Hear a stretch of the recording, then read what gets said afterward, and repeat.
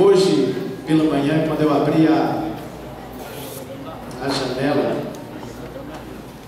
eu vi aquele mar bonito, muitas ondas, e vi um ponto branco, um barquinho. Eu fiquei olhando, prestando bem atenção naquele movimento do barco, e parecia mais que a vela ia desabar, cair, alguma coisa, o vento, qualquer sopro ali, aquele barquinho já era. Talvez você esteja se sentindo assim agora, no oceano da vida. As ondas terríveis, você olha para cima, ela vindo em sua direção, e bate aquele desespero.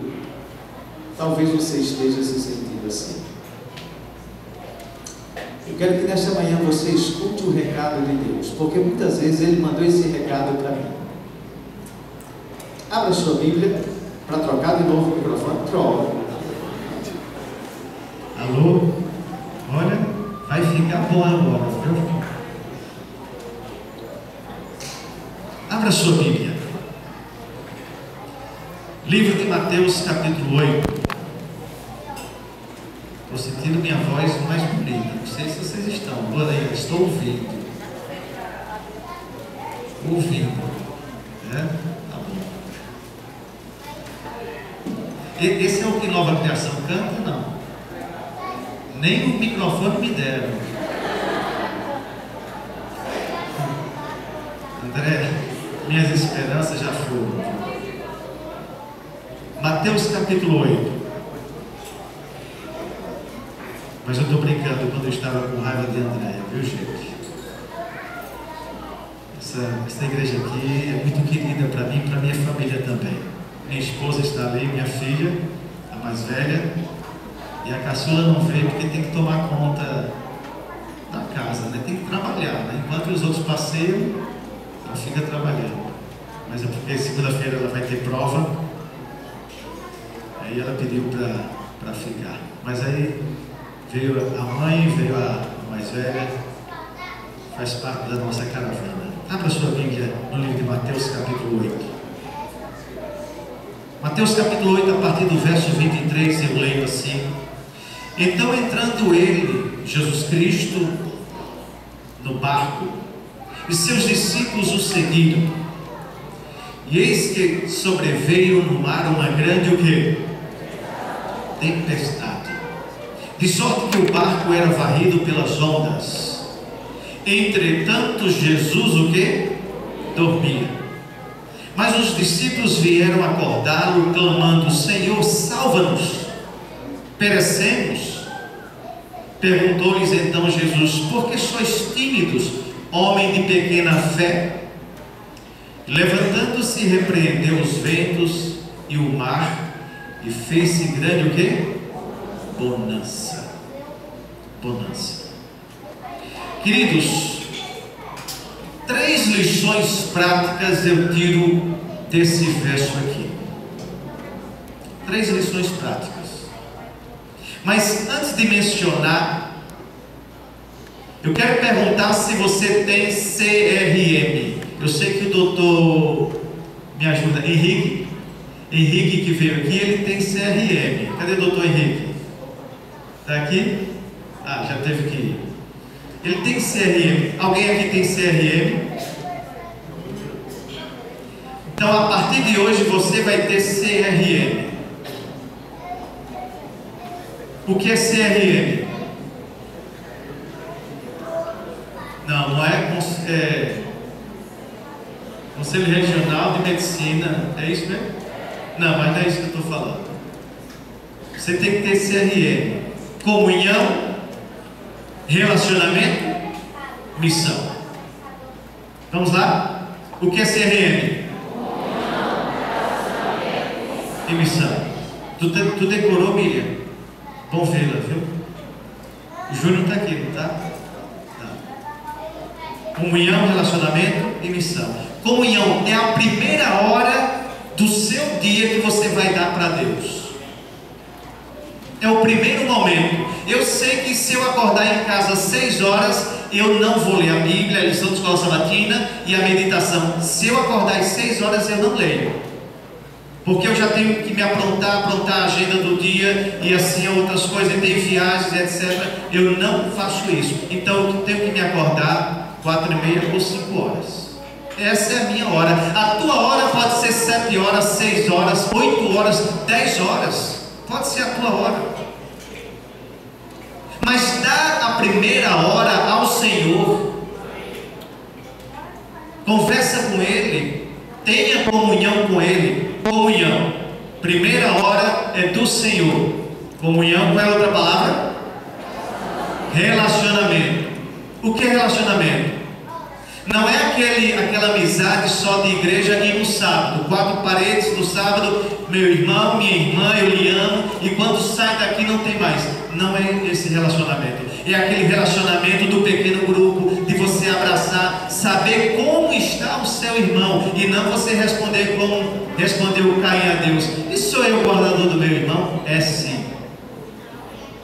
Você, eu, nós somos guardadores dos nossos irmãos. Relacionamento. E a terceira palavra qual é?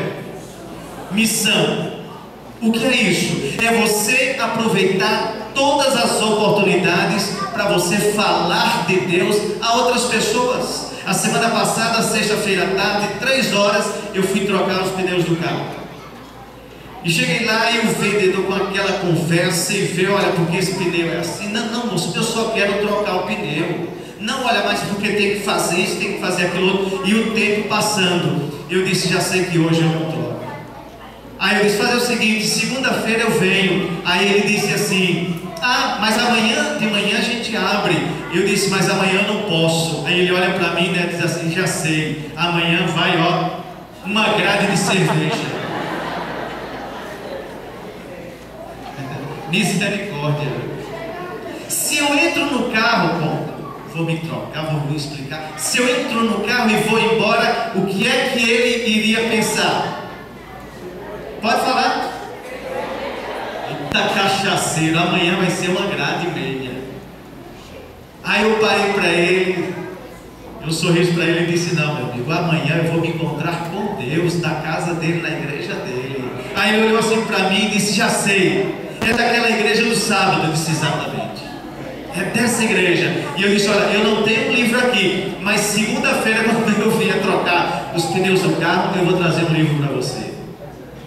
É você aproveitar toda a oportunidade para você falar de Deus a outros. Missão. Vamos voltar? Qual é o CRM do cristão? Qual é o CRM do cristão? Qual é? Comunhão, relacionamento e missão. Ok? Todo mundo tem CRM aqui. Eu gostaria de ver as mãos. Tem CRM? Pronto. Não somente o doutor Henrique, mas todo mundo tem CRM. Vamos voltar à Bíblia. Queridos, nesse trecho, nesse momento de Jesus Cristo com os discípulos, eu tiro 3 lições práticas para mim e para você também. 3 lições.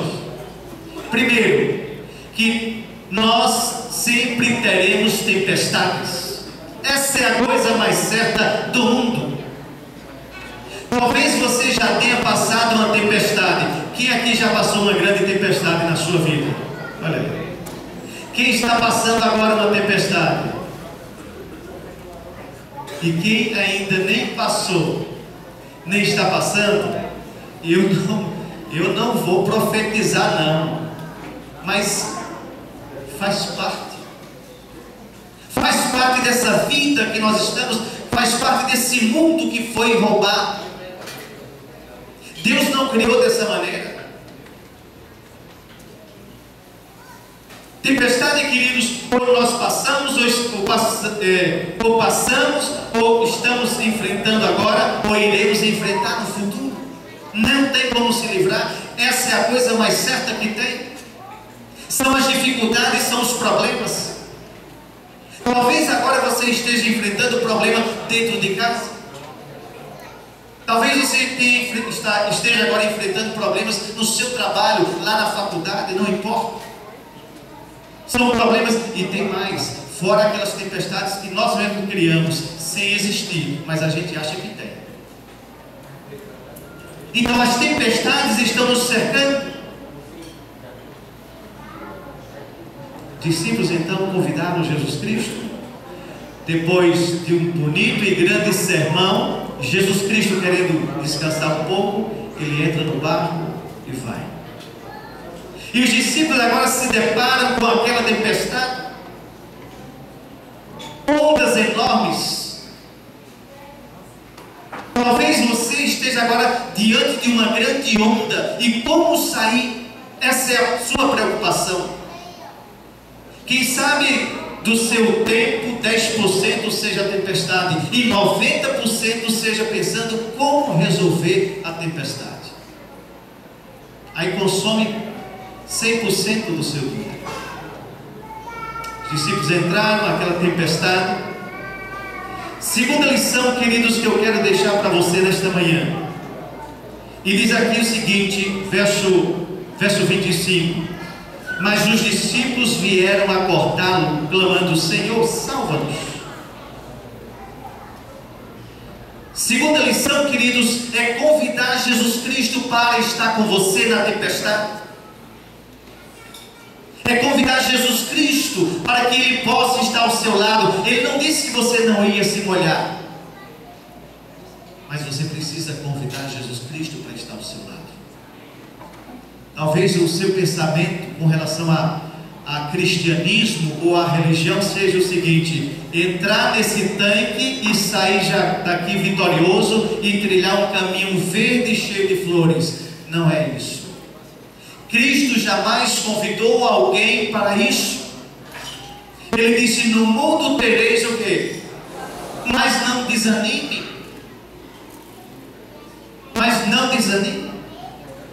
Segunda lição, queridos, que eu tiro desse trecho é que eu preciso convidar Jesus Cristo. Ele sabe que eu sou cristão, eu posso ter certificado de batismo, eu posso devolver o dízimo, dar oferta, eu posso assistir os cultos aqui na igreja, mas eu vou enfrentar dificuldade. Porém, alguns estão enfrentando sozinhos, porque não convidam de Jesus Cristo, e Ele não recusa um convite sequer. Eu não conheço um convite que Ele recusou.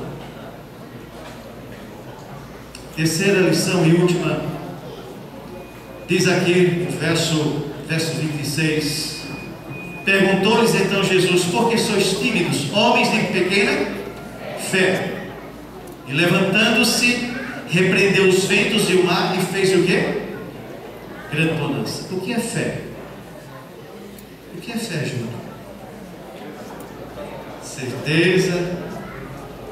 Em outras palavras, para a gente entender, é dizer o seguinte: vai doer, mas o quê?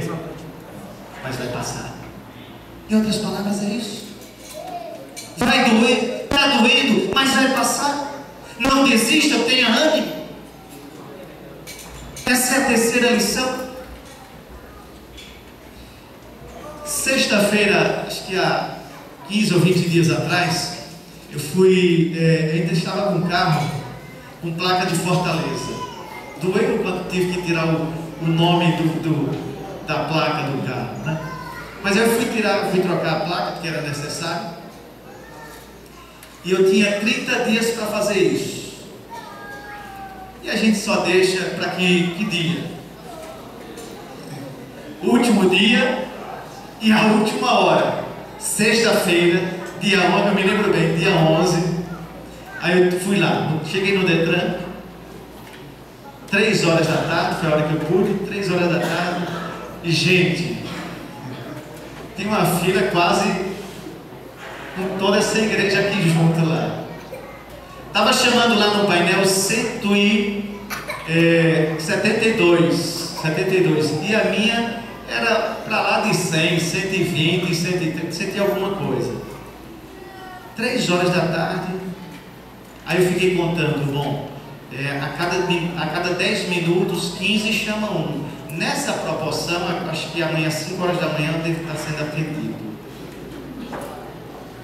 sábado, pôr do sol, sexta-feira, à noite culto, e minha cabeça então começou, e eu disse: Senhor, que tempestade eu estou passando? Senhor, eu preciso de um milagre. Eu orei. Com 1 minuto depois, entraram 2 rapazes, pegaram uma senha, ou alguém já tinha pego para ele. Eu sei que eu orei, estava numa ponta, orei e voltei para essa outra ponta e fiquei aqui junto, para dar a impressão de que vai ser agora que eu vou ser chamado.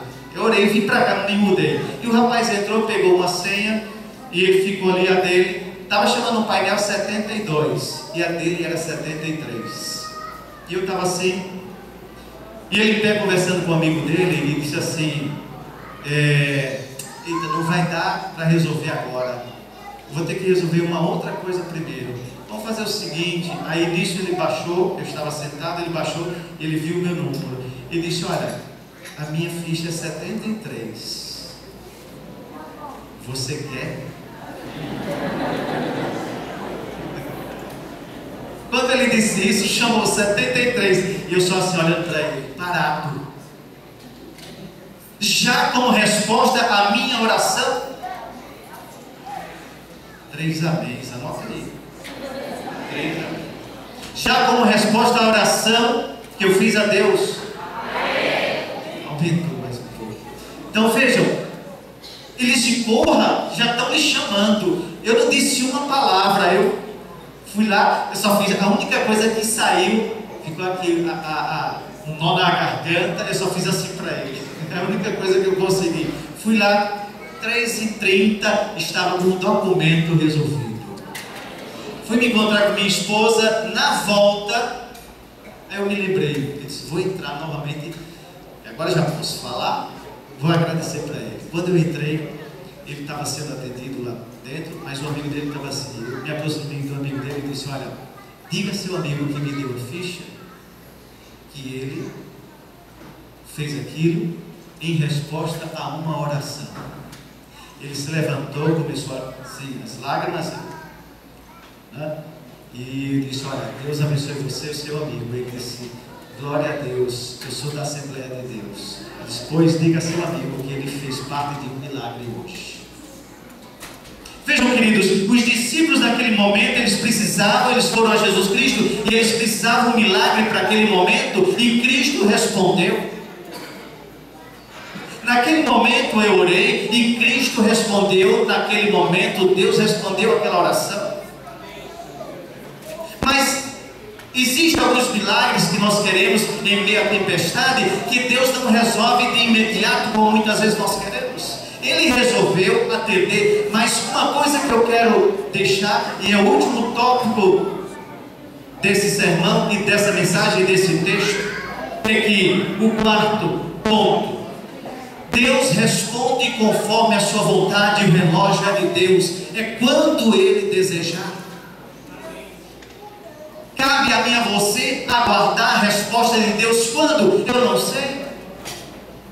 Aconteceu um fato interessante hoje pela manhã. Minha esposa, ela não pode comer pão. Ela deixou um pão. Aí disse: eu não vou comer nada hoje. Eu disse: peça uma tapioca. Aí a gente pediu. Eu sei que demorou, a gente se aprontando, estava chegando a hora de vir para a igreja, etc. Ela se levantou e disse: não vai dar mais para esperar. Eu disse: espera um pouquinho, só um momento só, que vai chegar, pode chegar. Não, quando ela deu as costas, o rapaz chegou e colocou a tapioca. Ela sentou. Eu disse: está vendo? Quase que você perdia a tapioca. Queridos, Deus está dizendo a mim e a você: espera mais um pouco. Espera mais um pouco, porque o melhor vem depois. E aqui diz o último verso desse texto, verso 27, diz assim: e maravilharam-se os homens, dizendo: quem é este que até os ventos e o mar lhe obedece? Sabe quem é esse? É aquele que em outras tempestades ele teve ao seu lado. É aquele que em muitas tempestades ele disse: olha, eu vou estar contigo, vai molhar, você vai ficar com medo, mas não tenha, vai passar, eu vou estar do seu lado. Quando eu era administrador aqui na Costa Norte, Me chamou muito esse fato, muita atenção. Uma das funcionárias nossas lá no posto missionário do Piauí, ela estava com uma irmã dela, de moto, entraram numa rua, de repente a moto foi em encontro a um ônibus. A sua irmã morreu na hora. Duas filhas, as duas únicas de uma família cristã adventista. A sua irmã morreu na hora, de imediato. Ela ainda foi um pouco adoentada, machucada para o hospital, mas no outro dia já saiu do hospital. Continuou com algumas dores. Isso foi na segunda-feira. A irmã dela foi enterrada na quarta. Ela saiu do hospital com algumas dores, depois voltou ao hospital. Em resumo, no sábado, aquela jovem estava sendo também enterrada. Duas únicas filhas. E eu visitei aquela família, visitei aquela mãe. E quem sabe ela poderia dizer: pastor, que tempestade, que desespero eu estou. Dizer para ela: escuta, vai passar. Conversei um pouco mais com ela e confesso a vocês que eu saí dali confortado. Eu saí dali confortado. Porque ela disse: pastor, em breve eu vou ver o meu Senhor Jesus Cristo e vou ver também as duas filhas que eu tenho.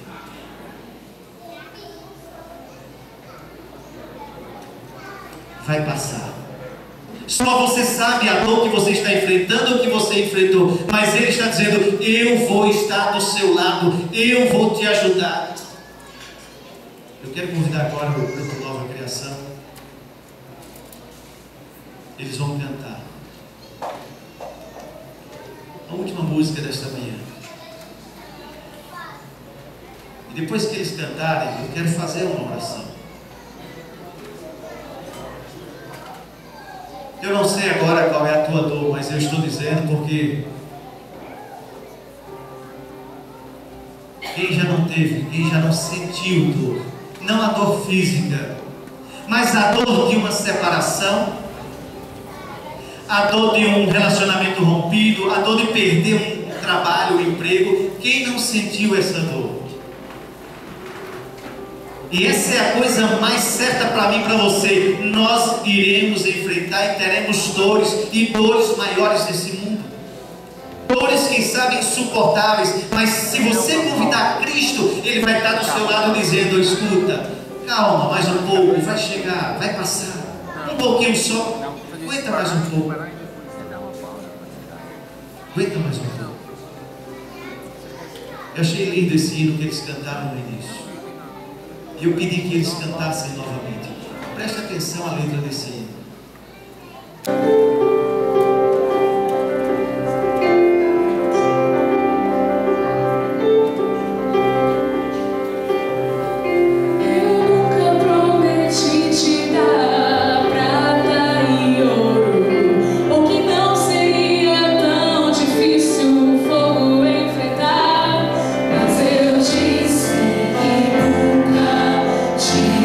Deixaria só.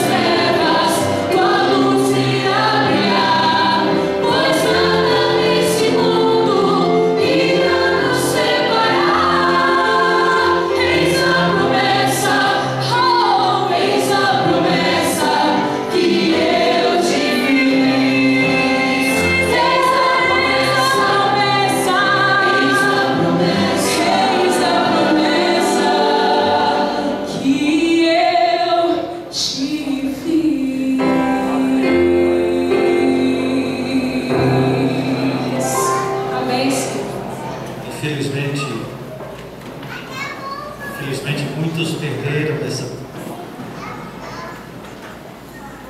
perderam nessa promessa. Muitos esqueceram essa promessa. Não faça parte dessa relação. Eu estava pesquisando algo na internet e me chamou a atenção uma história interessante. Um casal comemorando o aniversário de casamento, eles alugaram um barco e foram no Mar da Plata, na Argentina, para comemorar. Ele gostava de passeios de barco. De repente ela observa e o barco começa a entrar água e ela entra em desespero. Interessante, as mulheres, né, têm essa característica. E ela começou a ficar desesperada ali. E meu bem, e aí agora o que é que vai acontecer? E começaram a tirar, mas quanto mais água eles tiravam, mais água entrava. Ele pega o colete, coloca nele, coloca nela também, e ali tentando remediar aquela situação, o barco afunda. E os dois ali, água gelada. Ele tira o seu colete e dá para ela. Ele nadou, deu um beijo nela e disse: eu vou voltar para lhe buscar. E ele nadou, diz a história lá, a notícia, que ele nadou 8 horas consecutivas. 8 horas consecutivas para buscar ajuda. E ela ficou lá na água gelada 8 horas. 8 não, mais. De repente, já tarde da noite, ela começa a observar e vê um clarão, e ela olha e viu que era um helicóptero. Alguém desce da corda, um salva-vidas, alguém assim, e tira ela das águas. Quando tira, ela encontra o seu esposo dentro do helicóptero. Os dois se abraçaram e são levados ao hospital. E quando estavam saindo do hospital, o repórter pergunta para ela: escuta, como é que foi que a senhora aguentou tanto tempo dentro d'água? E ela disse: porque ele prometeu que iria voltar. Ele prometeu que iria voltar. Abra sua Bíblia, assim mesmo como você está, Apocalipse capítulo 22. Eis a promessa. Esse hino, com certeza, foi a primeira vez que eu ouvi, mas me chamou muita atenção. E como o Espírito Santo trabalhou para que eles cantassem justo hoje, e eu vim trazendo essa mensagem aqui, é porque Deus queria que eu a escutasse. Ele queria que você a escutasse. É porque Ele está dizendo a mim e a você: olha, aguenta um pouquinho só, a promessa ainda está valendo. A dor vai passar, aguenta mais um pouco. Não perca o melhor da festa, não perca o melhor pedaço do bolo, não perca. Apocalipse capítulo 22, verso 7 diz assim, primeira frase, o que é que diz aí? Eis que venho sem demora. Esse foi o beijo que Deus deu em mim e em você quando Cristo morreu na cruz do Calvário.